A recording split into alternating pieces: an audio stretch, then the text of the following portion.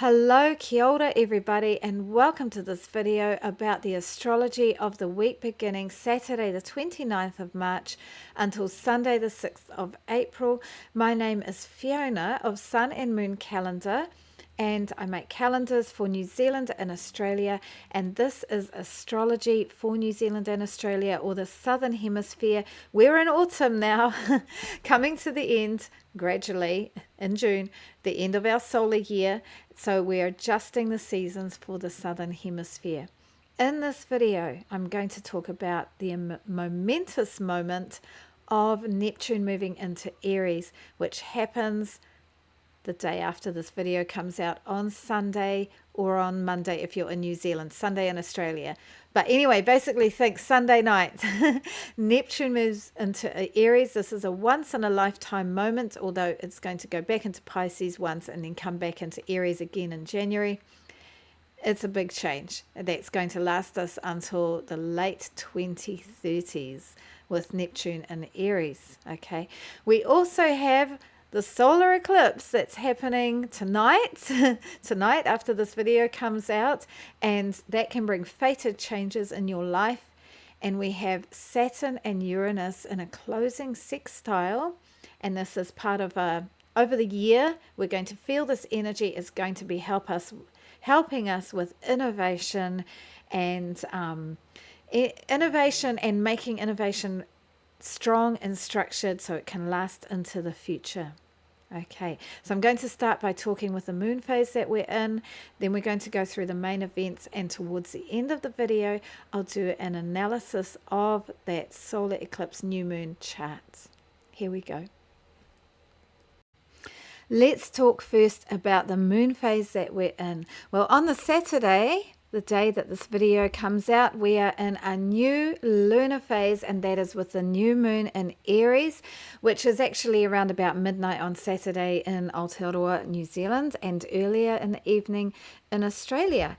And that new moon comes with a solar eclipse, which means it's like a new moon, which can always bring about new beginnings, and it's a time of potentiality, and that is even more so when there's an eclipse. And it can be a time where fate steps in over the month around and about that new moon. We had the lunar eclipse 2 weeks ago.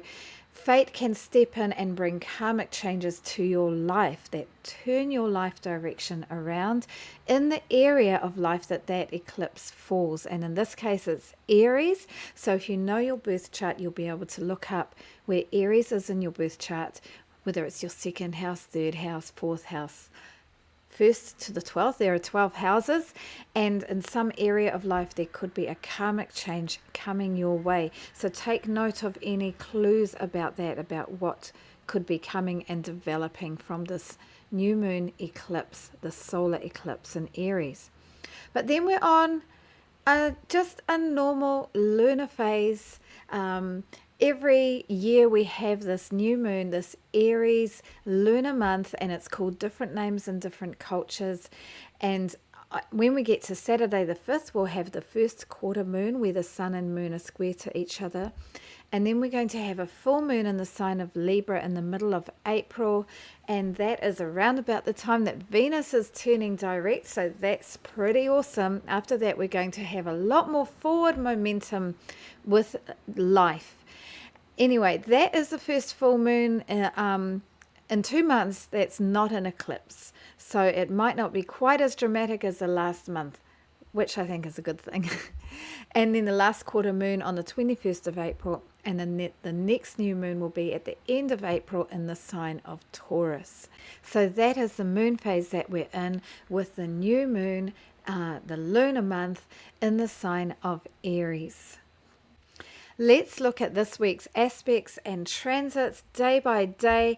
Boy, it is a big one, because we have, as well as an eclipse, which is big because it brings big changes in life that are noticeable, but it does happen twice a year that we have an eclipse season. But the big one that we are having, and it's a once in a lifetime event, and that is Neptune moving into the sign of Aries. And you can see right before that, Mercury is conjunct Neptune at 29 degrees and 59 minutes of Pisces. Like, you can't get any closer to that change point. Basically, on that night of Sunday the 30th, Monday the 31st in New Zealand, Sunday in Australia, Neptune and Mercury swap places. They swap places. Okay, it's not such a big deal with Mercury, but I think it's like really adding something to that Neptune ingress into Aries, which is right on the world axis, is pretty momentous, and there could be some news that comes out to do with Neptunian matters with that Mercury conjunction right there. We've also got on Thursday, Venus conjunct the North Node, and this is part of a conjunction between Venus, the North Node, which is not a planet, it's the eclipse point, it's a calculated point, but it's important, and Saturn. These three are conjunct through April, and it's all part of Venus turning around its station point of its retrograde, and that's going to be an interesting place to watch, that late Pisces again event with those three together. And a conjunction is always about new beginnings, so we'll be talking about that a bit later on as well. Okay, and then we've got something that's pretty momentous, but it just really pales in comparison to the other things going on this year. Normally I'd be talking about this more, but because we've got many big things this year, bigger things. On Saturday the 5th, we've got Saturn sextile Uranus, and this is part of a decades-long relationship, synodic cycle with these two. They came into conjunction in 1988, and this is the final sextile. They're coming to a close with that beginning. That was that new phase that was started in 1988. This is the closing sextile. It's a flowing aspect between them. More about that soon. Okay, and then we've got Mars trine Uranus, Mars trine Saturn, Mars sextile Uranus, Mars trine Saturn. This is a lovely mini grand trine between Mars, Saturn and Uranus. That's great for taking action on new and innovative ideas that are grounded in reality. Okay. Okay, let's get into the main things going on. So now I'm going to talk about the main events this week, and it was a little bit hard to choose what to focus on because it is a big week in astrology. I'm still going to mention the eclipse. This is something that can bring change in your life, really material change, and it can come from outside mostly. It can come from within, or it can be other people around you, but it can lead to a change of direction in your life. Now, other things I'm going to talk about, like the Neptune ingress into Aries and the Saturn-Uranus sextile, those are new beginnings, or those are they're like an energy that's going to form a backdrop in our lives and also in society in general, and they might be less noticeable in the short term and in the material tangible world, but the solar eclipse can bring something that's really noticeable. So a little bit of an interruption here. This has been pieced in, this extra bit here has been pieced in because I recorded a whole lot of information about Neptune and Aries, a long time of me talking about what Neptune means in astrology and what Neptune has been like in Pisces and what it will be like in Aries, and I decided to cut that out of this video because it just got so long and instead I've recorded another video talking about Neptune and Aries and delving more deeply into that. That's probably coming out Sunday, Monday or Tuesday, and so you can watch that if you want to know more about Neptune and Aries. There was enough going on without that for this week as you'll see with the other information that's coming up. So having said that, Neptune and Aries, it's in another video, and now onwards with the main events for this week. Now I'm going to talk about the Uranus-Saturn sextile, not at quite the same length as I talked about Neptune. Okay, so that happens 3 times between 2025 and 26, and you can see there the first one is on the 5th of April coming up this week with Saturn in Pisces and Uranus in Taurus, and both of them about to move into new signs this year. this is part of a bigger cycle. In 1988, these two came into conjunction.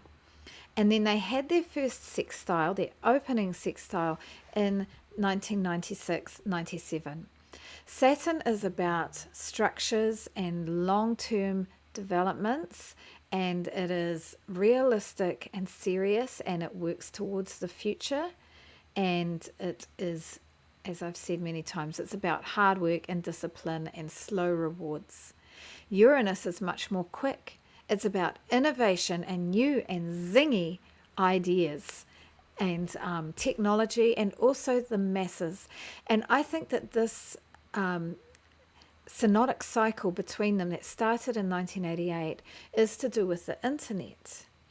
So the internet was just developing around that time in 1988, but from about 96 onwards, people were starting to use it and talk about it a lot more, and websites were popping up all over the place, and that was that opening sextile with the flow. Okay.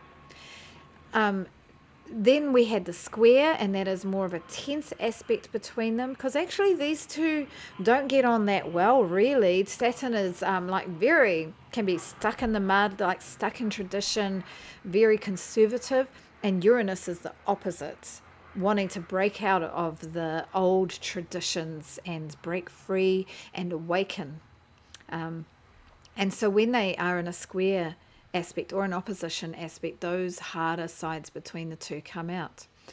And we saw that when we had the square in 2021, and that was over like most of the year, it was affecting that, moving into 2022, and we had all that tension between the government, which is Saturn, and the rules and the masses, and that was with the mandates. Okay, so great tension between the people and the people with each other as well. Like, as we know, that was very divisive. And a lot of that was with Uranus, Saturn being in Aquarius at that time, which is about the masses and the people, and Uranus being in Taurus. So anyway, that was a tense time. But now, 2025 to 26, we're in the sextile, and that means we're back to more flow and ease between the two, and how can they work together to make things even better. Okay, all right, so here are some words that I've put together. I was just trying to think of little phrases that contain the sort of the structure and the seriousness of Saturn and the long-term attitude of Saturn with the innovation and the new ideas and awakening of Uranus. So I'm just going to list them.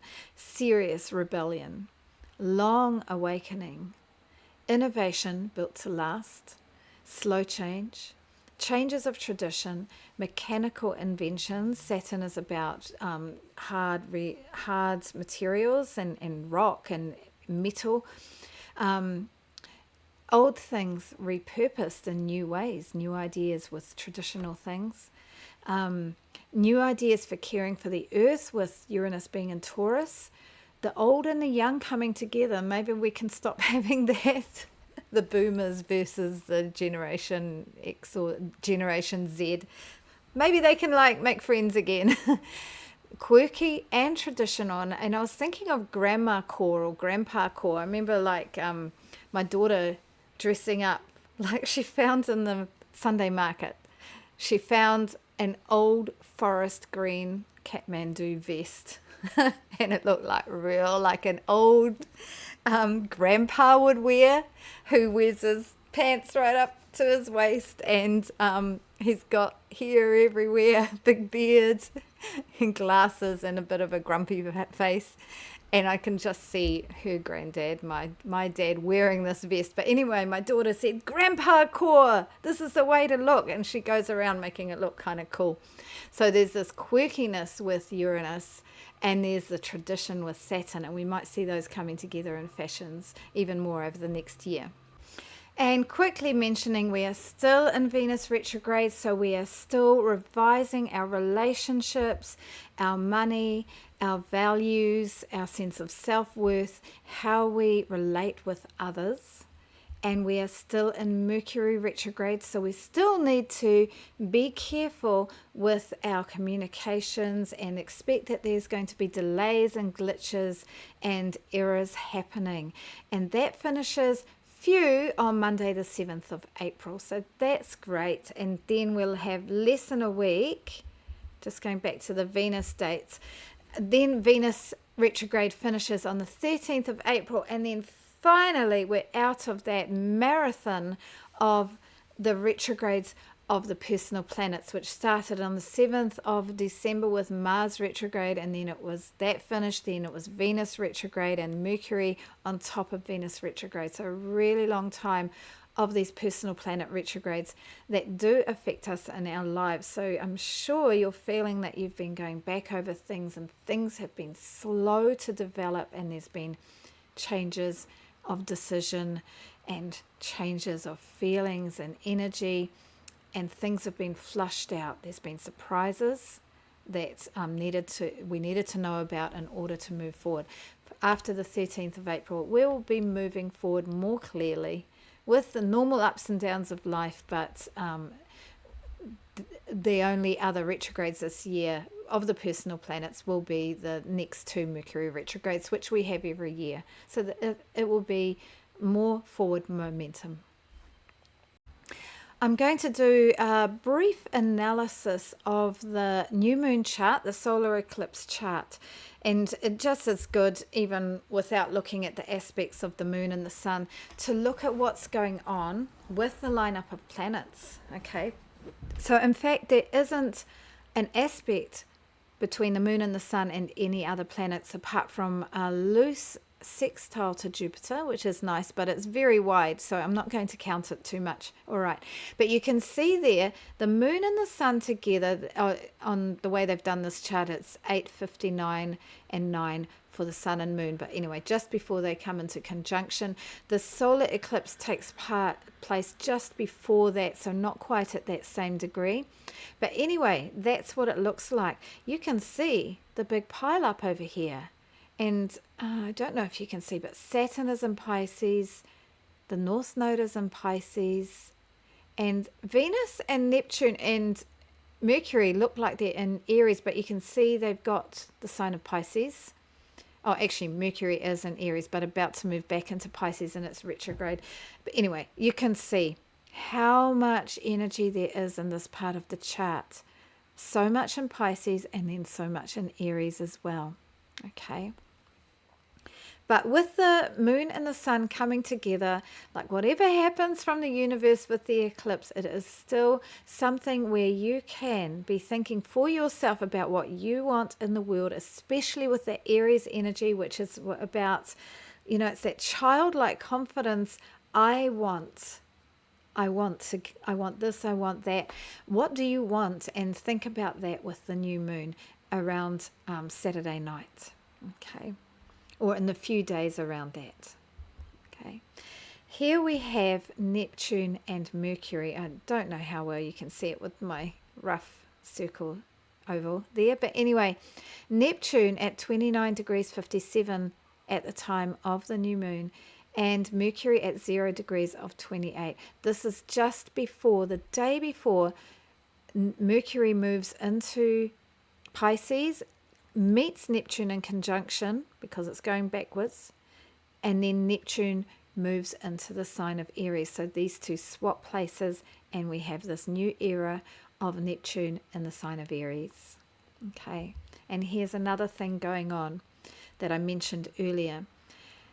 Here we have Saturn at 24 degrees of Pisces, the North Node at 26 degrees 51, so nearly 27 degrees of Pisces. They're moving towards each other, and they're going to come into exact conjunction during April.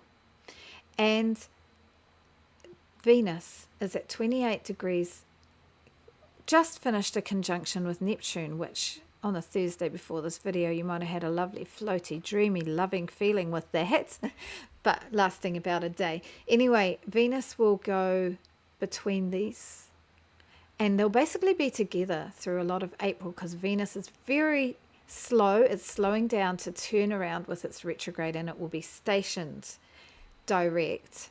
And I think it comes to its station direct between Saturn and the North Node. Whether it does or not, the point is, these three together is an important conjunction. It's pretty unusual to get all three of them together. Venus, we're talking about love and relationships. We're talking about money and the pleasures of life and the material possessions in life, especially luxury items or items that make you feel loving and beautiful and sweet. We're talking about beauty as well, and aesthetics and art, especially the refined arts, and one-to-one relationships. I'll say that again. Saturn is about structures, and it's about hard work and long-term rewards and short-term or long-term challenges and limitations. Okay. And the North Node makes us really want things and really reach for them and have a lot of ambition. And there can be a karmic or destined feeling. And this is a new start. When we have conjunctions, that represents a new beginning. So mixing those energies together, over April, I suggest having some time to ponder, to meditate upon, about something that you want to start in the Pisces area of your chart. And it's all been brewing over the last couple of months with all that energy that we've got in Pisces. We also have Mercury about to go in there. What do you want to start in that area of your chart? Okay, all right. And finally, with that new moon, this lovely mini grand trine between Saturn in Pisces, Uranus, sextile Saturn, in Taurus, and Mars coming up to meet them in a trine, and that is lovely flowing energy. Mars about action, Uranus about innovation and awakening, and what do we want for the people, and Saturn about long-term goals, doing things properly, being disciplined and prepared to work hard. Okay, so some fantastic energy with this new moon, though some shaking up as well with it being an eclipse. There we go, everybody. That is my video. I hope that you have a chance to think about and enjoy the feeling of all the changes that are going on around us. Great, huge turns of the wheel, great movements that are affecting the world as a whole. And then the small movements of the lunar cycle and the personal planets and their retrogrades, helping us to flush things out and sort things out. It's all good in the end. The wheel turns, the earth turns, and our place in the heavens is changing all the time as we go around. Anyway, it's all amazing. All the best for this coming week. Bye for now. Hei konara.